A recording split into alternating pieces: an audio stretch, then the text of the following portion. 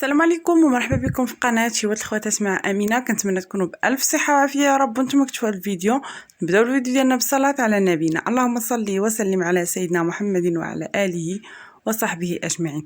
فيديو اليوم غادي نشارك معكم فيه كيكه بالبرتقال والكراميل، كتجي لذيذه بزاف، مكونات بسيطه واكيد متواجده في كل منزل. خليكم مع المكونات وطريقه التحضير وما تنساونيش من اللايك، بارطاجي الفيديو مع الاهل والاصدقاء في مواقع التواصل الاجتماعي. يلا ندوز دابا المكونات. بسم الله على بركه الله. غادي نحتاجو في المكونات كاس ديال العنبه ديال السكر سنيده، كاس ديال العنبه ديال الزيت، عصير ديال 2 برتقالات اللي حكيت القشور ديالهم وعصرتهم وعطاوني تقريبا كاس ونص ديال عصير البرتقال بالعبار الكاس العنبه، كاس ونص ديال الحليب بالعبار حتى هو بقى كاس العنبه، 4 ديال البيضات والقشور ديال هذوك البرتقالات، والدقيق يبقى على حسب الخليط وغادي نقول لكم القياس ديالو نكونوا نوجدوا في الوصفه. 2 شاسيات ديال السكر الفانيلا، 3 ديال الخميرات، وقبصه ديال الملحه، ومعلقه كبيره ديال الخل. بسم الله على بركه الله. ناخذ بول او كاس ديال الخلاط الكهربائي او الكاس ديال العجانه كيف ما درت انا. درت فيه 4 ديال البيضات، يكونوا البيضات الحجم ديالهم صغير، ولا كان الحجم كبير ديروا 3 البيضات عفوا. درت عليهم كاس العنبه ديال السكر سنيده، القبصه ديال الملح، وكذلك 2 ديال الشاسيات ديال السكر الفانيلا. غادي نطرب هذا البيض مزيان مع السكر ومع الملح والفانيلا مزيان حتى كيتضاعف الحجم ديالو 3 ديال المرات، ويكون لنا الخليط ديالنا كيف كتشوفوا خليط علاش ابيض اللون. من بعد غادي نبدا نضيف في الزيت على شكل خويط تدريجيا بشوي والطراب، وحنا كنخدموا بالطراب الكهربائي اولا اليدوي اولا نديرو في الكاس ديال المولينكس الخلاط الكهربائي.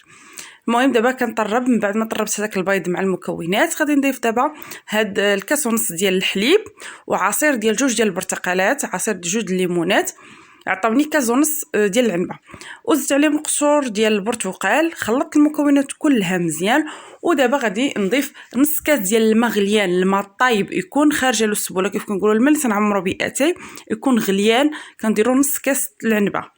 من بعد غادي نبدا نضيف في الدقيق. هنا في المرحله الاولى غادي نزيد 10 المعالق ديال الدقيق كيف كتشوفوا معايا، وغادي نغربلوهم. الدقيق يكون من النوعيه الجيده ويكون مغربل مره من قبل، ونعاودو نغربلوه فوق من الخليط. كنخلط المكونات اللي عندي مزيان وكندخل فيهم هذاك الدقيق كيف كتشوفوا معايا، ومن بعد غادي نزيد الكميه الثانيه ديال الدقيق. غادي نزيد الكميه الاخرى ديال الدقيق اللي بقات ليا تقريبا. هنا غادي نزيد 6 ديال المعالق ديال الدقيق كيف شفتوا معايا، زدت 6 المعالق ديال الدقيق، وغادي ندخلهم في الخليط ونشوف الخليط ديالي واش مازال خاصو الدقيق ولا نكتفي بداك الدقيق اللي عندي. كنشوف الخليط ديالي مازال سائل غادي نزيد الدقيق كيف كتشوفوا معايا. زدت هنايا 3 المعالق كبار 4 المعالق كبار عفوا ديال الدقيق، وكنغربل المعلقه تكون عامره مزيان، ونضيفو ونغربلو فوق من الخليط باش هكا كيجينا الكيك ديالنا مهوي كيف كتشوفوا معايا. كنحاول انا نخلط غير بشويه، راه غير مزربه الفيديو علاش كيجيكم الخليط ديالنا كيبان لك انا كنزرب، راه غير مزربه الفيديو. من بعد هنا زدت 2 معالق اخرين ديال الدقيق، وزدت عليهم زدت عليهم 3 الخميرات عفوا، وغربلتهم حتى هما. المهم في المرحله الاولى زدنا 10 المعالق، زدناهم 6 المعالق اخرين، وهني فزدنا 4 ديال المعالق، يعني 18 معلقه هنا ديال الدقيق. ومن بعد غنزيد 2 معالق اخرين هي 20 معلقه ديال الدقيق، وانا كنخلط. كنزيدو الدقيق تدريجيا بشوي ما كنزيدوش مره واحده، بشوي كندخلوه في الخليط ديالنا حتى كيولي لنا على هذا الشكل. 20 معلقه ديال الدقيق اللي احتاجت ليا هاد الكيك ديالي. وكيف كتشوفوا القوام ديال الكيكه كيكون هو هذا القوام ديال الخليط ديال الكيك، راه بطبيعه الحال كلشي كيعرفوا. وكاخر مرحله كنزيدوا معلقه كبيره ديال الخل الابيض، وكنخلطها مزيان. نحاول انني ندخلها في الخليط ديالي بشويه كيف كتشوفوا معايا، وكنزيدو يدينا الفوق كيبان لنا الخليط ولا لينا يعني نقدروا اننا نكتبوا الرقم 8 في العجين. من بعد هنا خديت الطاوه ديال الفران، خديت انا هاد الطاوه اللي ديال الفران ديال الضو، هاد الطاوه الكبيره، ودهنتها بالزبده ورشيتها بالدقيق. ومن بعد كبيت فيها الخليط لحقاش انا الكيكه ديالي بغيتها تجي كيكه عائليه. نتوما لما بغيتوش الكيكه ديالكم تجي رقيقه وتجي بحال هكا كبيره ديروها في اي مول عندكم. المهم انا هذه بغيتها تكون رقيقه وبغيتها تكون عائليه. وندخلوا الكيك ديالنا الفران اللي يكون بارد، نشعلوا عليها من التحت حتى كطيب، عاد فاش كنشعلوا عليها الفوق باش كتحمر. درجه الحراره ما بين 180 حتى ل 200 درجه. المهم نحاولوا ان نشعلوا غير من التحت، عاد فاش نشعلوا على الوجه حتى يتحمر حتى كطيب لينا كيكه، عاد نشعلوا على الوجه. ودابا غادي نوجد معكم الكراميل اللي هو كنوجد معكم دائما وساهل وبطريقه بسيطه، كراميل بالياغورت. خديت هنايا كاس ديال العنبه ديال السكر سنيده، درتو بحال هكا في هاد الكاسرونه اللي تكون ما كتلصقش، وغادي نديرو على نار مهيله ونخليه كيطيب. غير نخليه حتى كيذوب ليا داك السكر كيولي على شكل الكراميل. وكيف كتشوفوا معايا هنا من بعد ما خرجت الكيك ديالي من الفران طابت وخليتها حتى دفات، عاد فاش خديت هنايا الفرشيطه وبديت كنتكي فيها مزيان باش غادي نسقيها بعصير ديال البرتقال. خديت هنايا العصير ديال البرتقال، عصير نص ليمونه ونص برتقاله كبيره، وبديت كنسقي به الكيكه ديالي. غير سقيوها مزيان ما تخافوش منها، راه كتجي هشيشه بزاف. المهم دابا انا غادي نبدا نسقي في الكيكه ديالي كيف غتشوفوا معايا، نسقيها كلها مزيان بحال هكا. ناخذ غير بانسو ونبداو كنسقيو بها، ما نديروش المعلقه وما نكبوش الخليط دفعه واحده. حاولوا اننا نديرو بحال هكا الشيتا اولا البانسو ونحاولوا بحال ندهنوها بهذاك الخليط باش كتجينا مسقيه كلها وكتجي رائعه بزاف وهشيشه.